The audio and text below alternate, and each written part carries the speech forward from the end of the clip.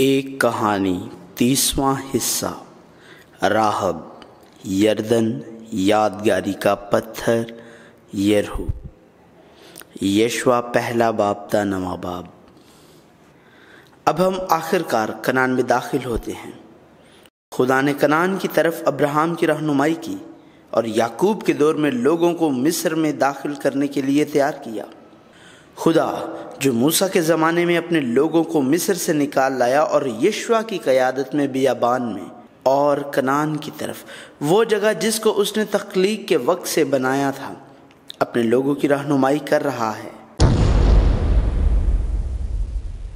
لکھی ہوئی سب چیزوں پر عمل کریں۔ موسیٰ فوت ہوا اور خدا نے یشوع سے کہا، تیری زندگی بھر کوئی شخص تیرے سامنے کھڑا نہ رہ سکے گا۔ جیسے میں موسیٰ کے ساتھ تھا ویسے ہی تیرے ساتھ رہوں گا۔ میں نہ تجھ سے دستبردار ہوں گا اور نہ تجھے چھوڑوں گا۔ سو مضبوط ہو جا اور حوصلہ رکھ، کیونکہ تو اس قوم کو اس ملک کا وارث کرائے گا جسے میں نے ان کو دینے کی قسم ان کے باپ دادا سے کھائی۔ اس سے بہتر اور کچھ نہیں ہے، لیکن شرائط ہیں یہ کہ احتیاط رکھ کے اس ساری شریعت پر عمل کرے جس کا حکم میرے بندہ موسیٰ نے تجھ کو دیا۔ اس سے نہ دہنے ہاتھ مڑنا اور نہ بائیں، تاکہ جہاں کہیں تو جائے تجھے خوب کامیابی حاصل ہو۔ شریعت کی یہ کتاب تیرے منہ سے نہ ہٹے، بلکہ تجھے دن اور رات اسی کا دھیان ہو، تاکہ جو کچھ اس میں لکھا ہے اس سب پر تو احتیاط کر کے عمل کر سکے، کیونکہ تب ہی تجھے اقبال مندی کی راہ نصیب ہوگی اور تو خوب کامیاب ہوگا۔ ہمیں یہ جاننا چاہیے کہ خروج کی پہلی نسل اور دوسری نسل کے درمیان جو بیابان میں زندہ کوئی فرق نہیں ہے۔ ہم یسوع مسیح کے فضل اور خدا کی محبت سے بچائے گئے ہیں، لیکن ہمیں یہ بات ذہن میں رکھنی چاہیے کہ ہماری روح نہیں بدلی۔ اگر ہم خدا کے کلام کو منہ سے نہیں چھوڑتے اور دن رات اس پر غور کرتے ہیں تو ہم خدا کو کلام کے ذریعے بات کرتے ہوئے جان سکتے ہیں اور خدا کی مرضی کے مطابق زندگی گزاریں گے۔ یہ روزمرہ کی لڑائی ہے، اسی لیے اس نے روزانہ من دیا، اور جو بادشاہ ہوگا وہ اسے اپنے پاس رکھے اور اپنی ساری زندگی اس کو پڑھا کرے۔ خدا کے کلام کے بغیر ہر کوئی خود بادشاہ بن جاتا ہے اور اپنی رائے کے مطابق زندگی گزارتا ہے۔ ہمیں اپنے دلوں میں یاد رکھنا ہے، کنعان کی سرزمین کو خدا کی بادشاہی بنانے کے لیے پہلا قدم خدا کے کلام کو زندگی کی طرح ہر روز تھامے رکھنا ہے۔ تاہم جو لوگ گنہگار ہیں وہ شریعت کی کتاب میں لکھی باتوں کی پیروی نہیں کر سکتے اور اس پر عمل نہیں کر سکتے ہیں، اسی لیے مدد ایک نجات دہندہ کی ضرورت ہے۔ خداوند تمہارا خدا آسمان پر اور نیچے زمین پر خدا ہے۔ یشوع لوگوں کے عہدے داروں کو خدا کے کلام کے مطابق حکم دیتا ہے، انہیں کنعان میں داخل ہونے کے لیے تیار کرتا ہے اور شتیم سے 2 جاسوس بھیجتا ہے۔ ہمیں یہاں واضح طور پر نشاندہی کرنا ہے۔ فاران کے بیابان میں خدا نے کہا جا، لیکن اسرائیلیوں نے یقین نہ کیا اور جاسوس بھیجنا چاہا، اور 40 دن کی جاسوسی کے بعد وہ صرف خوف لائے۔ اگرچہ یہ 40 سال پہلے کی بات ہے، لیکن یشوع جو 12 جاسوسوں میں سے ایک کے طور پر گیا تھا پہلے ہی کنعان میں جا چکا ہے۔ اسے کنعان کے بارے میں علم اور معلومات ہو سکتی ہیں، تاہم جیسا کہ پہلے دیکھا جا چکا ہے اس نے فتح کے لیے موقع تلاش کرنے کے لیے جاسوس بھیجے، اس لیے نہیں کہ وہ لڑیں یا نہ لڑیں یا جائیں یا نہ جائیں، لہذا صرف 2 ہی بھیجے گئے اور وہ 12 قبیلوں کے نمائندے بھی نہیں تھے۔ آخر کار یہ دونوں جاسوس راہب، ایک قصبی جو کنعان میں نہیں یرہو شہر میں رہتی ہے، کے گھر گئے اور اس کے وفادار اعتراف کو سن کر ہی واپس آ گئے۔ مجھے یقین ہے کہ خداوند نے یہ ملک تم کو دے دیا اور تمہارا رعب ہم لوگوں پر چھا گیا ہے۔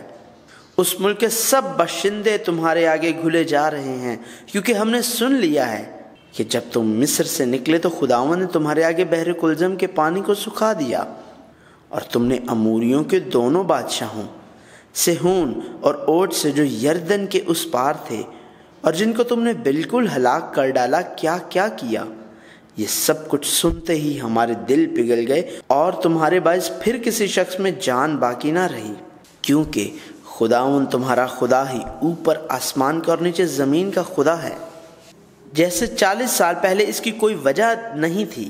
اور دیکھنا کہ وہ ملک کیسا ہے اور جو لوگ وہاں بسے ہوئے ہیں وہ کیسے ہیں، زوراور ہیں یا کمزور، اور تھوڑے ہیں یا بہت، اور جس ملک میں وہ آباد ہیں وہ کیسا ہے، اچھا ہے یا برا، اور جن شہروں میں وہ رہتے ہیں وہ کیسے ہیں، آیا وہ خیموں میں رہتے ہیں یا قلعوں میں، اور وہاں کی زمین کیسی ہے، زرخیز ہے یا بنجر، اور اس میں درخت ہے یا نہیں۔ ان دونوں مردوں نے راہب ایک کسبی کے ساتھ وعدہ کیا جس نے انہیں چھپا لیا تھا، اور اس نے دونوں جاسوسوں کے بارے میں جھوٹ بول کر مدد کی تھی، اور ایمان کی نشانی کے طور پر سرخ ڈوری سے اپنی زندگی پر ڈال دیا تھا، اور بعد میں وہ بوئز کی ماں کے طور پر یسوع مسیح کے نسب نامہ میں ایمان کی خاتون کے طور پر درج ہوئی، جو قاضیوں کے زمانے میں یسوع مسیح کی پیشن گوئی کرتی ہے۔ جیسے وہ زندہ رہنے کے لیے کشتی میں تھے اور برا کے خون والے ایک گھر میں رہے، وہ تمام افراد جو سرخ رنگ کی ڈوری والے گھر میں تھے بچ گئے۔ اس نے کاہنوں سے عہد کا صندوق لے جانے اور یردن میں داخل ہونے کو کہا۔ خروج کے وقت یشوع کے ساتھ سوائے کالب کے تمام بنی اسرائیل 20 سال سے کم عمر تھے، یہاں بیابان میں پیدا ہوئے تھے، لہذا تمام بوڑھے جو 40 سال سے زیادہ تھے جانتے تھے کہ انہوں نے بحر کلزم کو کیسے عبور کیا۔ جب وہ بحر کلزم تک پہنچے تو موسیٰ نے اپنا عصا بڑھایا اور وہ خشک زمین بن گیا، اور اس طرح انہوں نے اس کو پار کر لیا۔ لیکن بنی اسرائیل کے لیے اب یشوع کے وسیلے سے خدا کا حکم تھا، ان کاہنوں سے کہو جو عہد کا صندوق اٹھائے ہیں، جب تم یردن کے پانی کے کنارے پر پہنچو تو دریا میں جا کر کھڑے ہو رہنا۔ یہ آسان عطایت نہیں ہے، کیونکہ تجربہ مکمل عطایت کا ایک بہت بڑا دشمن ہے، لیکن انہوں نے عطایت کی۔ اور جب خدا کے صندوق کو اٹھانے والے کاہنوں کے پاؤں یردن کے پانیوں میں ڈوب گئے تو جو پانی نیچے بہہ رہا تھا وہ ایک جگہ جمع ہو گیا، اور بہتا ہوا پانی مکمل طور پر الگ ہو گیا، لہذا لوگ دوبارہ خشک زمین کو پار کرنے کے قابل ہو گئے، اور کاہن جو خدا کا صندوق اٹھائے تھے خشک زمین پر کھڑے رہے جب تک کہ تمام لوگ یردن کو عبور کر لے۔ خدا کا صندوق سب سے پہلے بہتے یردن میں داخل ہوا اور یردن میں تھا یہاں تک کہ تمام لوگوں نے یردن کو عبور کیا، اور اس سے لوگوں کے آگے جانے، ڈیرے لگانے کے لیے جگہ تلاش کرنے اور کنانیوں کو تباہ کرنے کے لیے خدا کی وفاداری کا انکشاف ہوا تھا۔ اور جیسا کہ اس نے ابراہیم سے کہا تھا، میرے حضور میں وفاداری سے چل اور کامل ہو، وہ پیٹھ پیچھے ان کے ساتھ ہوگا۔ ہمیں اپنے دلوں میں یاد رکھنا چاہیے کنعان کی سرزمین کو خدا کی بادشاہی بنانے کے لیے۔ دوسرا یہ ہے کہ خدا کے کلام کی بنیاد پر مکمل طور پر عطایت کریں۔ تاہم جو لوگ گنہگار بن چکے ہیں وہ خدا کے کلام کی پوری طرح تعمیل نہیں کر سکتے ہیں، اسی لیے مدد ایک نجات دہندہ کی ضرورت ہے۔ بعد میں تیری اولاد پوچھے کہ پتھروں کا کیا مطلب ہے۔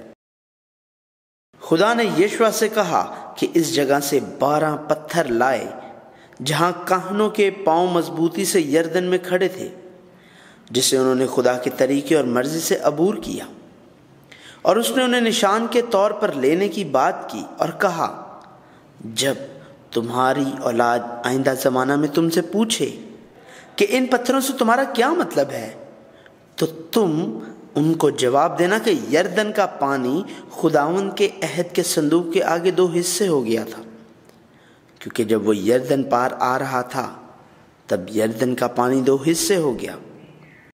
یوں یہ پتھر ہمیشہ کے لیے بنی اسرائیل کے واسطے یادگار ٹھہریں گے۔ خدا انہیں پتھروں سے ایک نشان کے طور پر یاد منانے کے لیے کہہ رہا ہے کہ خدا آگے چلتا ہے اور خدا کے فرمانبردار لوگوں کے ساتھ رہتا ہے، اور کنعان کی فتح میں اس کے عمل کو یاد رکھنا ہے جو جلد ہی شروع ہوگا۔ یہ سب لوگوں کو یہ بتانا ہے کہ خدا کا ہاتھ قوی ہے اور خدا کے لوگ ہمیشہ اپنے خدا سے ڈرتے رہیں گے۔ اپنے پیروں سے جوتیاں اتارو۔ بنی اسرائیل خدا کے طریقے سے یردن کو عبور کر گئے۔ تب یردن کے مغرب کے بادشاہوں اور لوگوں کے دل پگھل گئے اور اپنا ذہن کھو بیٹھے۔ دنیاوی معیار اور علم کہتے ہیں کہ یہ حملہ کرنے کا بہترین وقت ہے۔ اگر وہ صرف جا کر حملہ کرتے ہیں تو تمام فتوحات کی ضمانت دی جاتی ہے، لیکن خدا اس وقت ختنہ کا حکم دیتا ہے، اس لیے کہ بیابان میں پیدا ہونے والے اسرائیل کے بچوں کا ختنہ نہیں ہوا تھا۔ یشوع نے بنی اسرائیل کا ختنہ کیا جن کا خدا کے حکم کے مطابق ختنہ نہیں ہوا تھا۔ اب بنی اسرائیل جن کا ختنہ کیا گیا تھا وہ اپنی جگہ پر رہیں اور جب تک وہ ٹھیک نہ ہو تب تک انتظار کریں۔ لیکن یہ تدبیر کتنی احمقانہ ہے۔ وہ مضبوط قومیں جو اب کنعان پر قابض ہیں وہ مایوس ہو چکی ہیں اور اپنا ذہن کھو بیٹھے ہیں، لیکن اسرائیلیوں نے سپاہیوں کا ختنہ کیا جو جوان ہیں اور انہیں چلنے سے قاصر رکھا ہے۔ اگر اس وقت دشمن نے حملہ کیا تو انہیں موقع نہ ملتا۔ ہم پہلے ہی جان چکے ہیں کہ یعقوب کے 2 بیٹے شمعون اور لاوی گئے اور شہر سکم کے تمام مردوں کو جب ان کا ختنہ کیا گیا قتل کیا۔ لہٰذا ہم دیکھ سکتے ہیں کہ خدا کا یہ حکم دنیاوی نقطہ نظر میں ایک بہت ہی احمق حکم ہے۔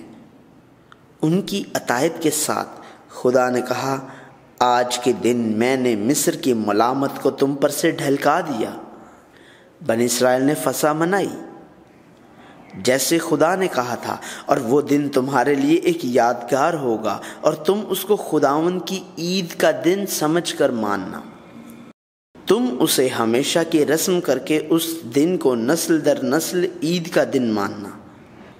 ہو سکتا ہے کہ جنگ کے آگے اور دشمنوں کے سامنے اس صورتحال میں یہ بات سمجھ میں نہ آئے، لیکن خدا جس نے فسح کا کہا، فسح کے دوران ان کا خروج کرایا اور فسح کے مطابق یردن کو پار کروایا، اب جو من خدا کے لوگوں پر آتا تھا وہ ختم ہو گیا۔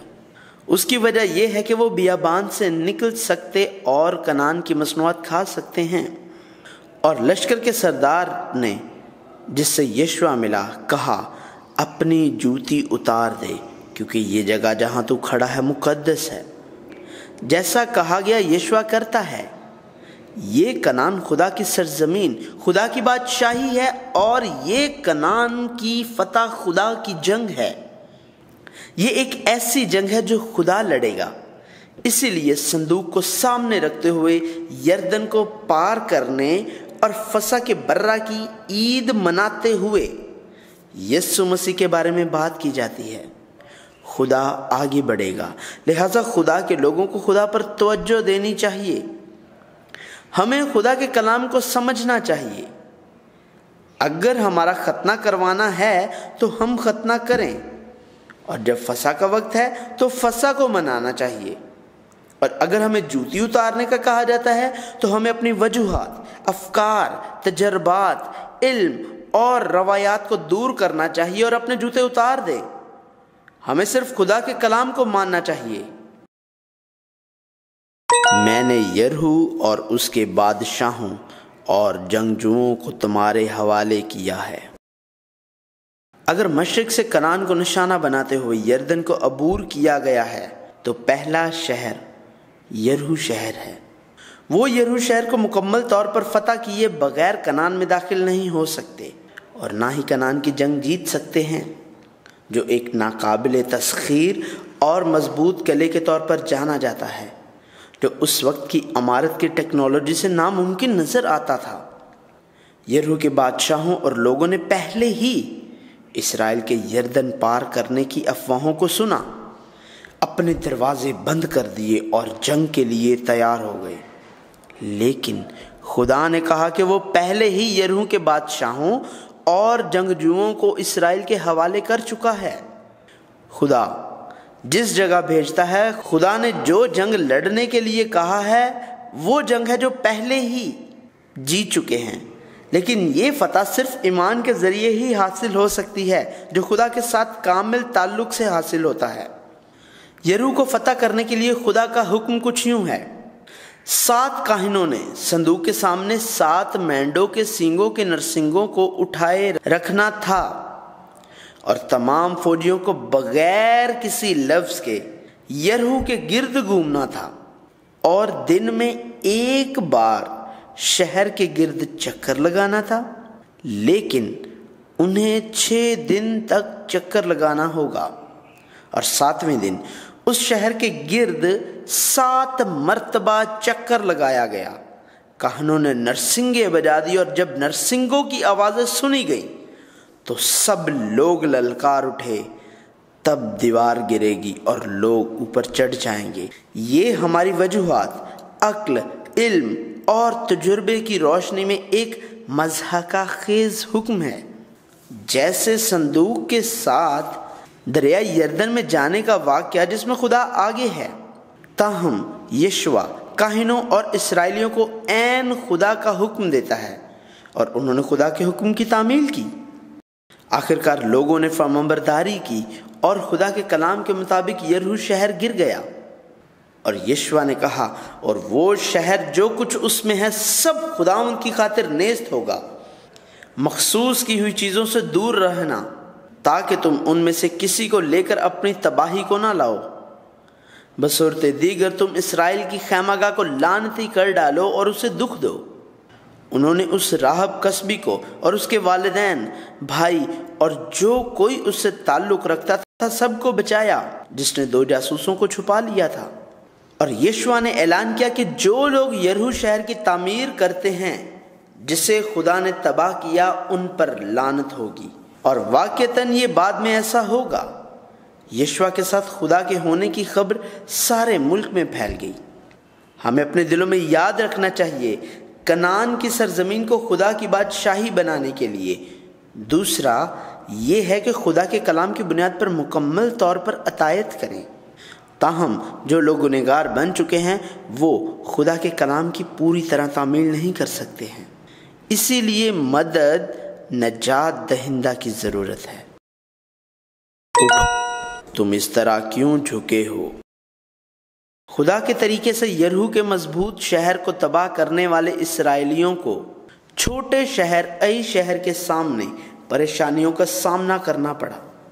سب سے پہلے بڑا شہر یریحو ان کے اندر منہدم ہو گیا، لہٰذا ایک چھوٹا سا قلعہ ای ان کے دلوں میں کوئی پریشانی نہیں تھا۔ انہیں پہلے خدا کی مرضی اور خدا کے حکم کا انتظار کرنا پڑا، لیکن جیسے 40 سال قبل کنعان کے جاسوسوں نے اپنے آپ کو ٹڈیوں کی حیثیت سے دیکھا، اب وہ خود کو طاقتور سمجھتے ہیں جنہوں نے شہر کو نیچے گرایا۔ آخرکار بنی اسرائیل نے خود ای شہر کے خلاف جنگ کرنے کا فیصلہ کیا اور چڑھ گئے اور شکست کھائی، اور یشوع اور لوگوں کا دل پگھل گیا اور پانی کی مانند ہو گیا۔ انہوں نے خداوند سے پوچھا ایسا کچھ کیوں ہوا، لیکن اس شکست کی وجہ کہیں اور تھی۔ خدا نے کہا اٹھ کھڑا ہو، تو کیوں اوندا پڑا ہے؟ اور اسرائیلیوں نے گناہ کیا اور انہوں نے اس عہد کو جس کا میں نے حکم دیا توڑا ہے۔ انہوں نے مخصوص کی ہوئی چیزوں میں سے کچھ لے بھی لیا اور چوری بھی کی اور ریاکاری بھی کی اور اپنے اسباب میں اسے ملا بھی لیا۔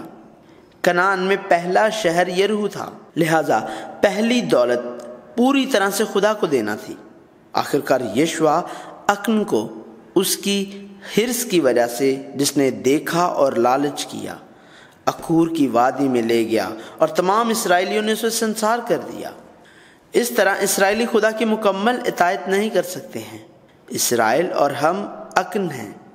ایک اکن بنی اسرائیل کا ایک بہت چھوٹا حصہ ہے، لیکن خدا کے نزدیک یہ بھی ناقابل قبول ہے۔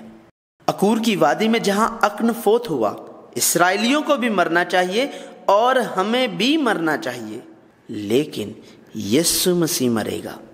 بائبل وہ کہانی بتا رہی ہے۔ اسرائیلی نہیں کر سکتے، اب آہستہ آہستہ انتہا کو بڑھا دیں گے۔ उनका गुनाह जितना बड़ा होगा, नजात दहिंदा की जरूरत उतनी ही ज्यादा होगी। मैंने एक के बादशाह को, उसकी कौम को, उसका शहर और उसकी सारी ज़मीन को तुम्हारे हवाले कर दिया है। जब खुदा के लोगों ने खुदा के सामने जुर्म ख़त्म कर दिया और उसके साथ दोबारा एक मुकम्मल रिश्ता बनाया, उसने कहा खौफ न खा और ना हरासान हो, सब जंगी मर्दों को साथ लेकर ऐ पर चढ़ाई कर। देख, मैंने ऐ के बादशाह और उसकी रैयत और उसके शहर और उसके इलाका को तेरे कब्जा में कर दिया है। और चूंकि ऐ शहर कनान का पहला शहर नहीं है, लिहाजा बनी इसराइल सामान और मवेशियों को अपने पास रख सकते हैं, लेकिन छोटे शहर के लिए भी खुदा जंग करने का तरीका बताता है। यशवा ऐसा ही करता है और खुदा के हुक्म से जंग जीतता है। यशवा जो मूसा के हाथ रखने के जरिए दानाई की रूह से मामूर था, मुकम्मल तौर पर खुदा पर मरकूज रहा और खुदा के हुक्म पर अमल किया, और जैसा शरीयत की किताब में दर्ज है, उसने एक कुर्बानगाह बनाई, उस पत्थर पर खुदा के कवानीन लिखे, इसराइलियों को कोई गरजीम और कोई एबाल पर शरीयत के मुताबिक खड़ा किया, और बरकतों और लानतों की तमाम बातें पढ़ी जैसा शरीयत की किताब में है। और शरीयत के बारे में और जिसका मूसा ने हुक्म दिया था, ऐसा कुछ भी नहीं था जिसे यशवा ने इसराइल की पूरी जमात, औरतों, बच्चों और परदेशियों के सामने जो उनके दरमियान रहते थे नहीं पढ़ा।